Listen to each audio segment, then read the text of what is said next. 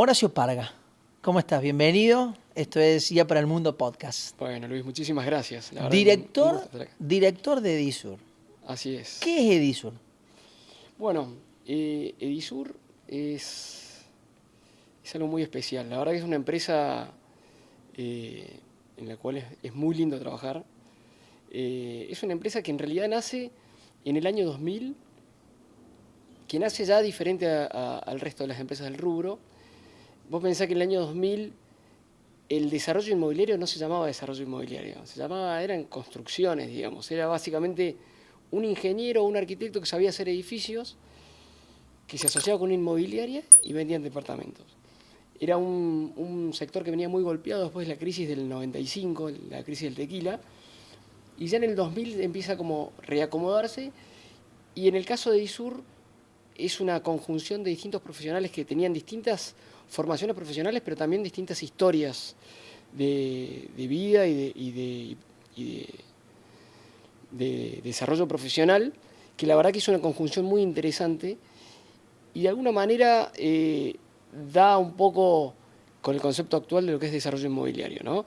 Ahí ellos le empiezan a meter un poco, además de la parte arquitectónica, de diseño, empieza a haber un poco más de marketing, empieza a haber un poco más de sofisticación financiera, ingreso al mercado de capitales, distintas fuentes de financiamiento. Una manera totalmente diferente de encarar una industria como el de la construcción, pero ya desde una mirada desarrollista. Exactamente. Ya se hablaba un poco más de desarrollo porque era un poco más integral, pero además el caso de Sur tiene una particularidad que es, en ese momento vos pensás, crisis 2001, devaluación, tuvo un gran crecimiento en la industria del desarrollo inmobiliario, de la construcción, principalmente eran constructores que canjeaban un terreno en Nueva Córdoba, hacían un edificio entre medianeras, y a partir del 2002 empiezan a vendérselo al gran inversor que era el productor agropecuario, ¿no? Que fue una época muy buena, tenían ahorros en dólares, y la verdad que la alternativa post-crisis 2001 y la falta de confianza en el sistema financiero hacía que el departamento sea una muy buena inversión, y en el caso de Edisur nace totalmente diferente.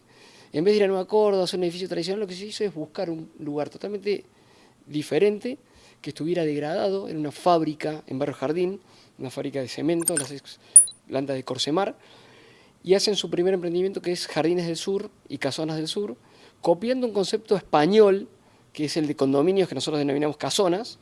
De hecho, la copia es porque son casonas estilo español, y fue un producto muy exitoso, ¿no? Entonces esa conjunción de estrategias que quizás no fueron tan elaboradas, fueron surgiendo en el andar, hace que nazca una empresa con características totalmente diferentes, con un producto totalmente diferente, y la verdad que además de eso generó un impacto muy positivo en la zona, ¿no? Hay un urbanista que se llama Jaime Lerner, brasilero, que fue intendente de Curitiba, que Curitiba hoy es una ciudad modelo a nivel urbanístico, y según me cuentan, en los años 80 venían de Curitiba a estudiar el modelo Córdoba, que en realidad lo que el tipo plantea es un concepto de acupuntura urbana. Entonces dice, vos hace algo lindo en un sector neurálgico de la ciudad, alejado, que esté degradado, y va a generar un defecto de derrame que hace que todo ese sector florezca. Bueno, eso es precisamente lo que pasó con el desarrollo de Jardines del Sur y Casonas del Sur. La verdad lo que hizo es generar todo un desarrollo y una mejora en el entorno que la verdad que fue capitalizada por todo el entorno. Lo mismo pasó con Casonas del Norte, ¿no? Era una fábrica abandonada cerca del río, muy bien ubicada, pero degradada. El desarrollo que generó Casonas del Norte hizo que hubiera muchísimos emprendimientos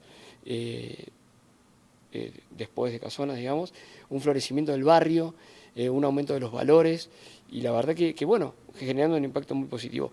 Y con el tiempo eso se fue replicando con lo que fue Manantiales, ¿no? Manantiales fue un poco replicar esa estrategia de... ¿Qué había en el terreno donde hoy hay una urbanización enorme, en lo que sería el sur de la ciudad? Bueno, la primera etapa de Manantiales era un conjunto de terrenos de distintos propietarios, que muchos eran herederos, que eran tierras abandonadas, ¿no? Porque había basurales, no había desarrollo en la zona, entonces no tenían valor. Y bueno, la empresa fue comprando de a poco, fue anexándolo. Ahí fue muy importante también en el año 2008, fueron dos hitos muy importantes. El primero fue una asociación con un fondo americano que ahí le dio un salto de profesionalismo a la empresa, lo que implicaba que había que rendir cuentas Sí. a gente acostumbrada a trabajar con normas y exigencias a nivel global, que la verdad que a nosotros nos ayudó muchísimo. Entonces ya veníamos, porque nosotros en el año 2003, un poco con el perfil de mi padre que venía del mercado de capitales, emitimos la primera obligación negociable para hacer la primera torre de casonas del norte, ¿no? Y bueno, eso ya te obliga a un nivel de profesionalización, de presentación de balances, de presentación de información. Bueno, eso nos ayudó muchísimo a poder ingresar a otra segunda etapa, que es trabajar con socios del exterior. Ese fue uno de los hitos que nos hizo poder pensar en grandes magnitudes, grandes inversiones.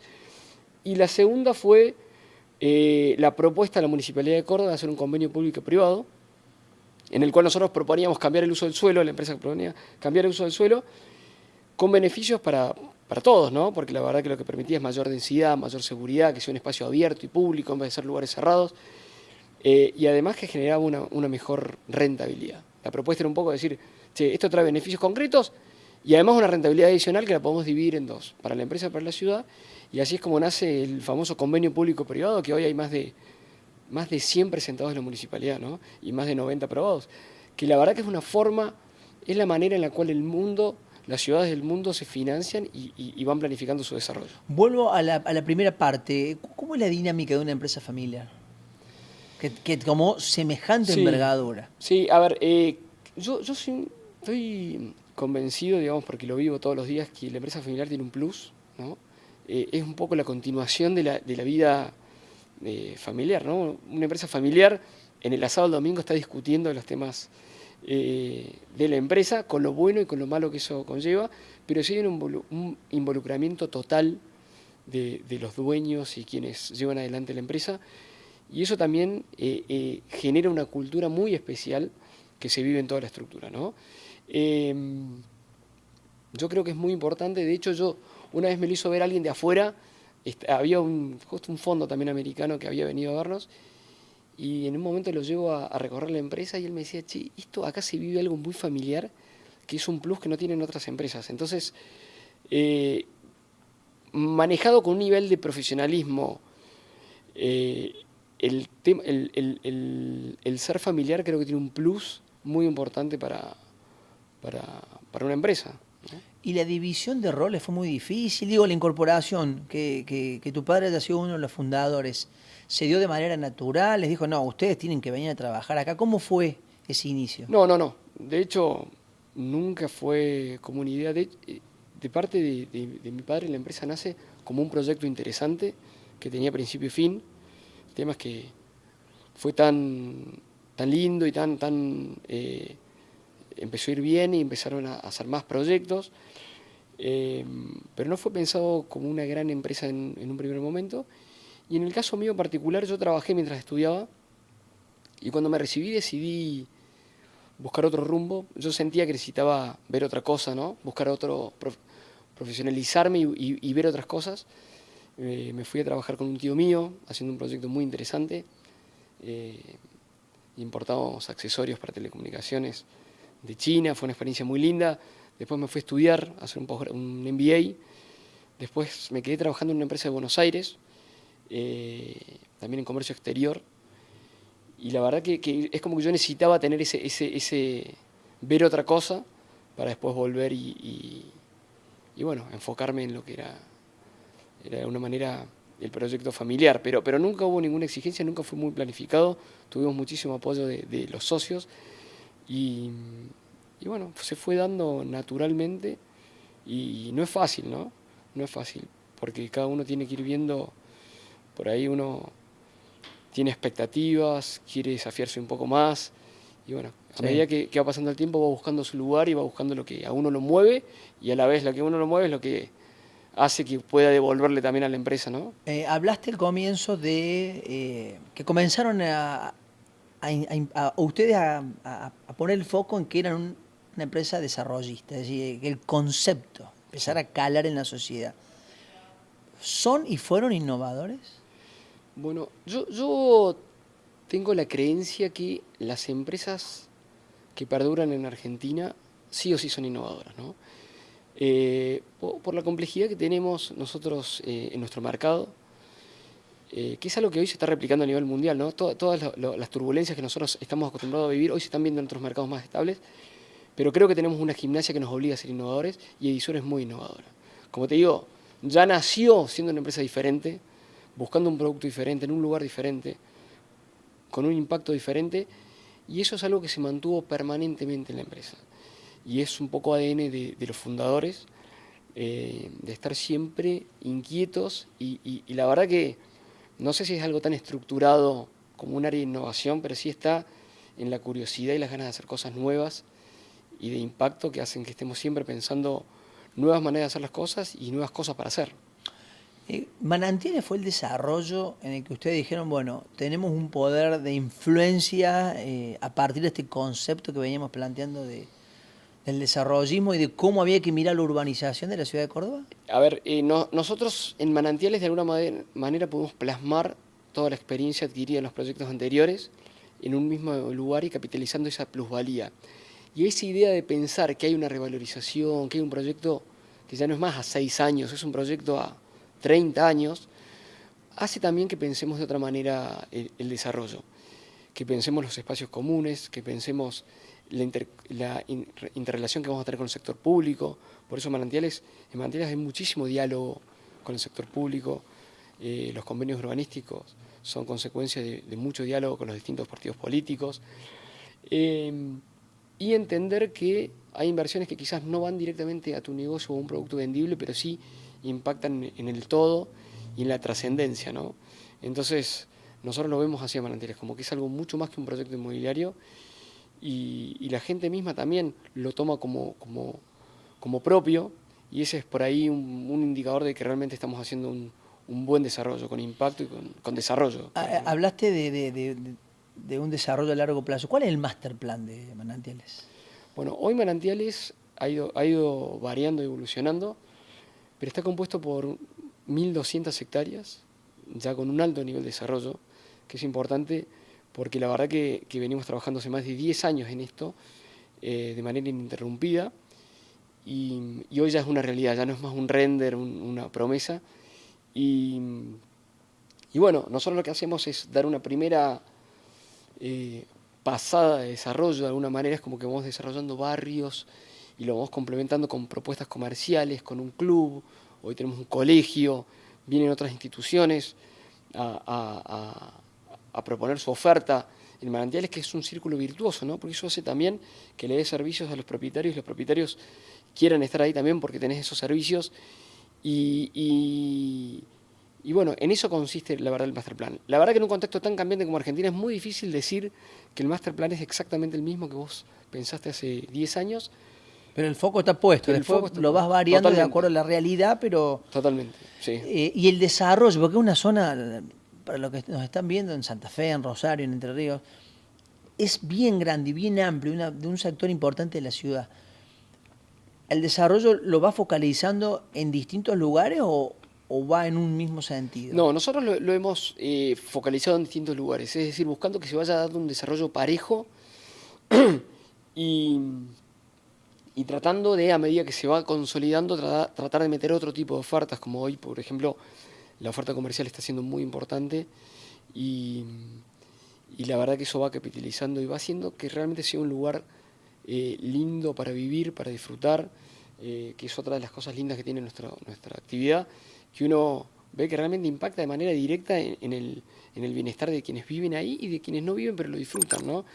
Y bueno, que quizás se ha tornado para un fin de semana alguien que vive en zona norte ir a tomar el té a alguno de los locales que tienen allí en el sector comercial. Sin duda es así, uno pasa por la Cañada un día de primavera a la tarde y ve muchísima gente haciendo ejercicio, paseando al perro, haciendo un picnic, y no necesariamente gente que vive en Manantiales. Por eso es, la verdad que nosotros lo vemos como algo muy positivo, porque eso a la larga te retroalimenta en seguridad, gente caminando, estando presente ahí, en mayor consumo de los espacios comerciales, de los paseos gastronómicos, y hace que, por ahí hay una palabra que es vibrante, es decir, que tenga mucha vida más allá del emprendimiento en sí. Sí. Se habla del concepto de la ciudad de los 15 minutos. ¿Ahí apuntaron ustedes en esto? Sí, la verdad que hoy está muy de moda ese concepto, pero es de alguna manera nosotros lo que veníamos buscando y de hecho yo vivo ahí y lo vivo todos los días, ¿no? Es un lugar en el cual vos podés resolver toda tu actividad de tu vida en una distancia muy corta, ¿no? Y es concretamente eso que es un poco hacia donde van todas las ciudades a nivel mundial. Si pensamos en la sustentabilidad, ustedes han trabajado en lo que es la certificación LEED. ¿Qué significa eso?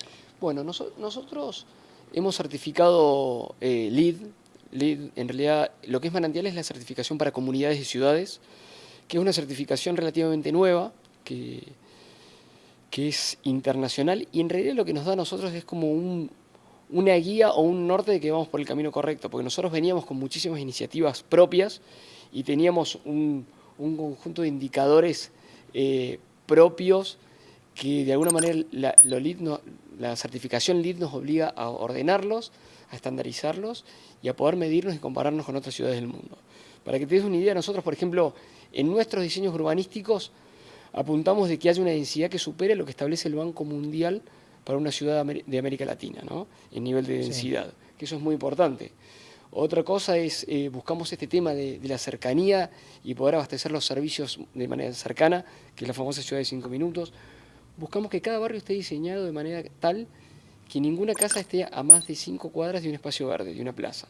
Bueno, son todos conceptos, algunos establecidos a nivel mundial en conceptos urbanísticos y otros propios, que lo que nos permitió a nosotros las normas LEED es llevarlos a un papel formal y certificarlo de acuerdo a los estándares internacionales.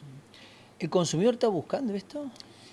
Mira, yo creo que ¿O hay que trabajar más no sé si lo paga en machacar que la sociedad tiene que reclamar tener este tipo de ciudades? A ver, creo que no sé si hay que machacar, creo que es algo que se va dando a nivel mundial. Yo creo que las generaciones más jóvenes van con otras inquietudes, con otras necesidades, creo que lo valoran. Y bueno, nosotros apostamos a eso. Más que nada, vamos a decir, che, ¿podés vender más caro el metro cuadrado por eso? No, pero creo que es un combo de combo de certificaciones o guías o direcciones que nosotros vamos tomando que van alineados a lo que apuntan las empresas a nivel mundial y sí que el consumidor final le da, joven, digamos que es nuestro segmento, le da importancia, ¿no? ¿Cómo se construye, no? Porque es una actividad milenaria y ha tenido modificaciones. Ya vamos a hablar un poquito de la nueva construcción, pero ¿qué estás mirando vos en el transcurso de esta experiencia que has tenido? Bueno, nosotros no venimos directamente de la construcción, ¿no? Nos hemos ido involucrando en la construcción por una cuestión de sumar valor a nuestro negocio, pero sí, como decís vos, la verdad que la construcción es una de las pocas industrias que no creció en los últimos 200 años. Seguimos construyendo de la misma manera que construían nuestros bisabuelos que vinieron de Italia a Córdoba, pero estoy viendo que a nivel mundial y a nivel local está empezando a haber muchísimos cambios en los últimos 4 o 5 años. Por ejemplo, en nuestro caso particular, la incorporación de las tecnologías como steel frame, que vemos que sí hay un comprador joven de materiales que quiere ir directamente a ese tipo de tecnologías, que valora las virtudes de esta nueva tecnología, que valora la facilidad para mantener una casa. Es decir, es mucho más simple mantener una construcción en seco que una construcción tradicional. Tiene ventajas térmicas, tiene ventajas en cuanto a velocidad de construcción. Y además, quizás no tanto de costo, pero sí no, en estos beneficios que me das vos. Exactamente. No, el costo no hay una diferencia. De hecho, la diferencia que perciben es un beneficio en calidad, ¿no? En tiempos, en tipo de materiales. Y está muy bien adoptada. Y mucho más si hablamos de la construcción modular, que es la construcción de viviendas o de viviendas en una fábrica, ¿no? Como si fuera un automóvil. ¿Cómo es eso? Bueno, la verdad es algo que surge, en nuestro caso surge como una continuación de lo que era Steel Frame, que lo hicimos medio jugando, queriendo innovar. Nosotros teníamos un arquitecto con mucha experiencia en construcción en Estados Unidos, que es Antonio Covarrubias, que él fue quien empezó a innovar con estos temas. Y la verdad que empezamos a ver que a nivel mundial esto era algo que se estaba dando también en paralelo y a nivel local también. Entonces, la verdad que consiste en construir en una fábrica viviendas de manera mucho más rápida, con un control de calidad total, como si fuera una fábrica de autos, y con unas velocidades, con tiempos mucho más cortos de construcción que una construcción tradicional. Básicamente a nosotros, ¿qué nos permitió? Llegar a mercados que para nosotros eran impensados. Por ejemplo, hoy construimos en Neuquén desde Córdoba, vendiendo desde Córdoba y haciendo algo que es un producto en un mercado que viene a alta demanda. Y la verdad que estamos pensando en muchísimos otros mercados que antes eran impensados, ¿no?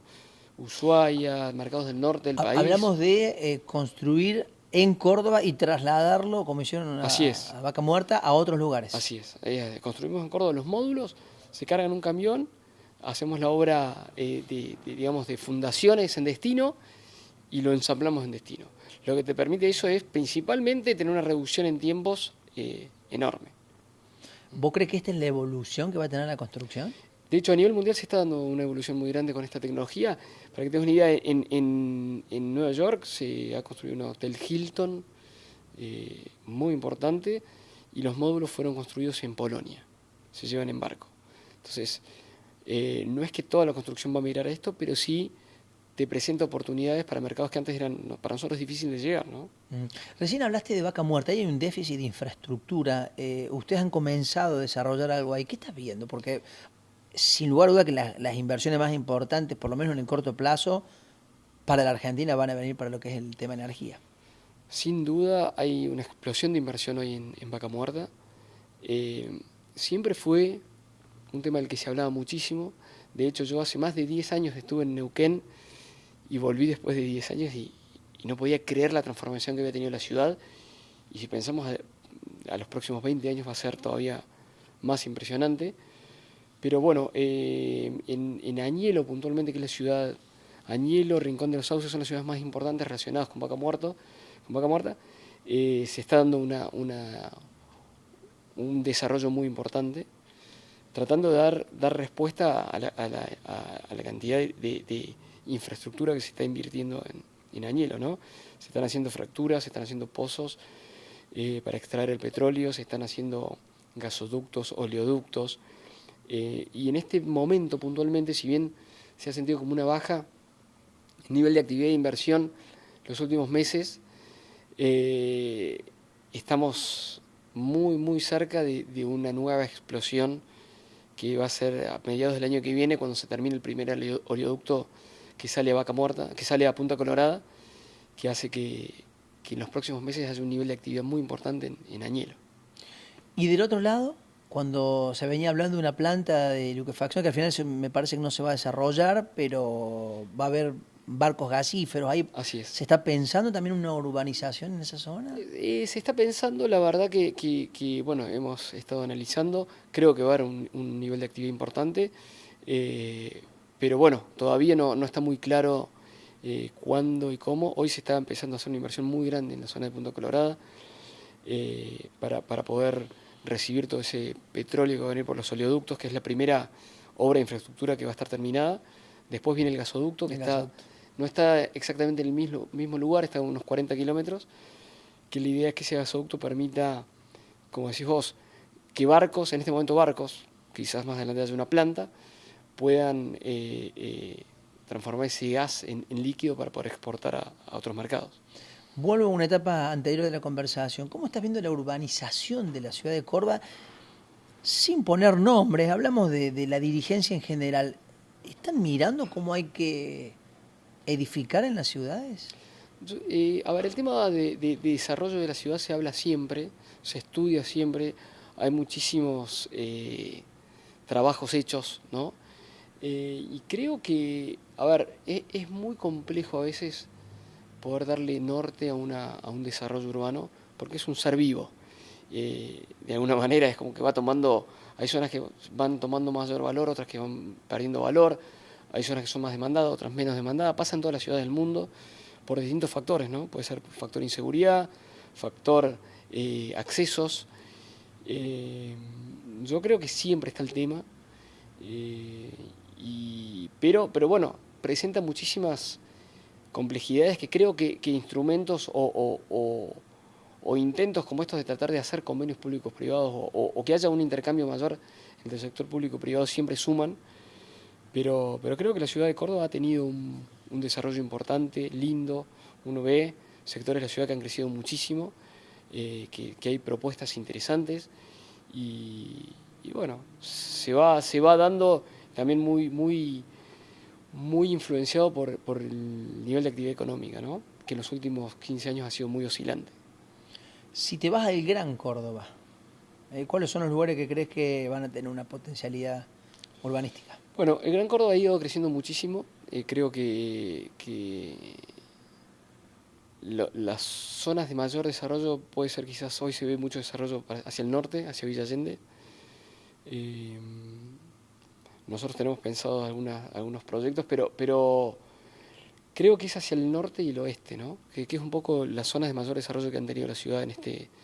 Por supuesto que el sur siempre, pero el sur ya lo veo como algo consolidado ya que ¿Tiene que mucho más para crecer el sur de Córdoba? En el sudoeste hay hay mucho para seguir desarrollando porque hay grandes jugadores.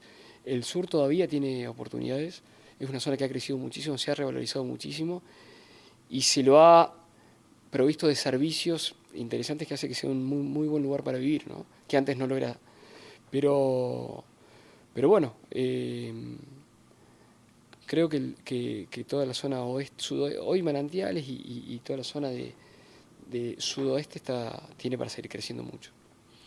¿Cuáles son los desafíos a futuro, no? Es decir, ¿terminamos Manantiales y algo más o la mirada está puesta en el largo plazo? No, la mirada está puesta en el largo plazo, sin duda. Creo que Manantiales nos va a demandar muchísimo tiempo también y nuestra apuesta es hacer algo trascendente que sea realmente un lugar muy lindo de la ciudad de Córdoba, que ya lo es, pero seguir apostando valor ahí. También estamos pensando en nuevos mercados, estamos viendo varias alternativas, creo que el interior de Córdoba presenta muchísimas oportunidades también. Tratar de pensar a las ciudades medianas del interior como un buen destino para recibir gente, ¿no? Hay muchas ciudades con mucha capacidad productiva, una economía muy pujante, y si uno hace un trabajo entre el sector público y privado del lugar, se puede pensar en ciudades muy compactas, dinámicas, lindas para vivir. ¿Y tomás algún modelo de un país del exterior para decir esto podríamos replicar acá? Yo veo siempre como un ejemplo son las ciudades intermedias de Estados Unidos, ¿no? Uno va a las distintas ciudades y ve que tiene un mix de servicios, de oferta laboral, de comercio, de desarrollo, de paseos comerciales, que hacen que uno pueda vivir en un lugar lindo, natural, pero equilibrado, ¿no? Y que no se sienta que está a 200 kilómetros de la gran ciudad. De hecho, los cambios tecnológicos hoy nos permiten estudiar a distancia, trabajar a distancia y bueno, eso si lo vamos combinando con más presencia, ¿no? Porque que haya universidades, hoy empieza a haber universidades en Río Cuarto, en Villa María, que hacen que sea, si querés hacerlo presencial, sea mucho más fácil. Quizás antes no era tan simple. ¿Qué significa, no? Porque desarrollan, construyen en seco, el dar trabajo en este momento en el país. Bueno, creo que es uno de los grandes desafíos que hay a nivel mundial y principalmente en nuestro país. Para nosotros es uno de los factores más lindos que tiene nuestra actividad, porque además la construcción emplea muchísima mano de obra, ¿no? Muchas veces se habla de la industria, de cuántos empleos va a generar una nueva planta automotriz, pero la verdad que la construcción, ya sea a nivel empresa desarrolladora o empresa constructora o particular, genera un trabajo y un desarrollo muy importante, ¿no? Y en nuestro caso, la verdad que disfrutamos muchísimo y creo que tenemos una gran responsabilidad y una gran oportunidad de seguir generando trabajo y también que la misma gente que entra a trabajar con nosotros pueda desarrollar su vida en la empresa es algo muy lindo y en nuestro caso, qué sé yo, ahí tenemos el área por ejemplo, de obra, muchos albañiles que tienen una antigüedad muy grande, digamos, comparado con otras empresas constructoras, que es un oficio que tiene mucha rotación. Fidelizar a ese trabajador que ha querido quedarse a trabajar con ustedes. Sí, totalmente, en muchísimos casos. De hecho, muchísima gente que venía fuera del mercado laboral, de la informalidad, pudo formalizarse y hoy trabajan con nosotros hace muchísimos años. Y creo que es como te decía, una gran responsabilidad y una gran oportunidad que tenemos las empresas de poder generar trabajo y poder buscar la manera de que la gente se pueda desarrollar a nivel personal, familiar y profesional dentro de la empresa, ¿no? Para estar preparados para las nuevas demandas, nuevas tecnologías que se vienen, ¿no? Vos hablas muchísimo del impacto de la inteligencia artificial y bueno, ¿cómo hacemos nosotros para que sea un aliado nuestro y nos ayude a poder producir muchísimo más con la estructura que tenemos hoy y no que sea una amenaza, como se habla tanto, para el empleo? Las últimas, el tema sustentabilidad.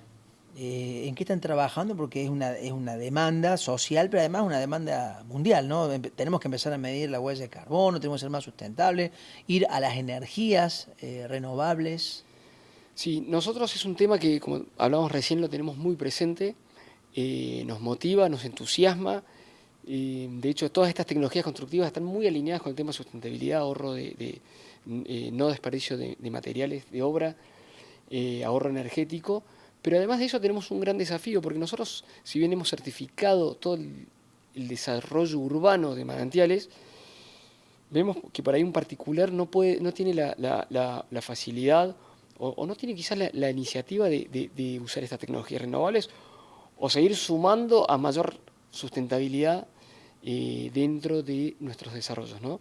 Entonces tenemos un desafío ahí, estamos analizando algunas alternativas, algunas ideas, estamos con proyectos de energía renovable y ahí sí, ahí va a jugar fuerte la innovación, ver cómo podemos proponer también al sector público que nos acompañe para que los particulares puedan tener una vivienda más sustentable, puedan tener energía más renovable y creo que es el gran desafío que nosotros tenemos, ¿no?